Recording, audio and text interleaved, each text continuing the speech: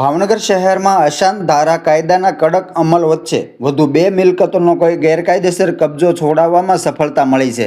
અશાંત ધારા ભંગના ગુના નોંધાયા બાદ કબજેદારોએ સ્વૈચ્છિક રીતે મિલકતો ખાલી કરી દીધી છે।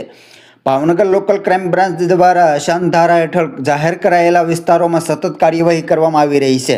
આ અગાઉ પણ અશાંત ધારા ભંગ બદલ ભાવનગર જિલ્લામાં 2 ગુના નોંધાઈ ચૂક્યા છે। કુલ 6 આરોપીઓ સામે કાયદેસરની કાર્યવાહી કરવામાં આવી હતી।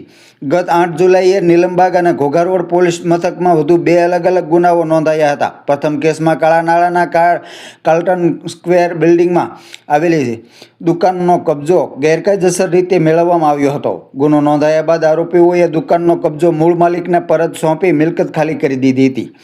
જ્યારે બીજા કેસમાં ક્રેસન્ટ સર્કલ નજીક અર્થ કોમ્પ્લેક્સમાં આવેલી ઓફિસનો ગેરકાયદેસર કબજો છોડાવવામાં આવ્યો હતો। આ કેસમાં પણ ગુનો નોંધાયા બાદ આરોપીએ ઓફિસનો કબજો ખાલી કરી મૂળ માલિકને પરત કર્યો હતો।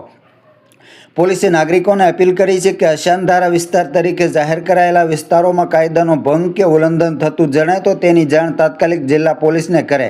મળતી માહિતીના આધારે તપાસ કરીને કાયદેસરની કાર્યવાહી કરવામાં આવશે। ભાવનગર પોલીસે સ્પષ્ટ કર્યું છે કે અશાંત ધારા કાયદાના અમલમાં કોઈ પણ પ્રકારની બેદરકારી સહન કરવામાં નહીં આવે અને આવા કિસ્સાઓ સામે કડક કાર્યવાહી સતત ચાલુ રહેશે।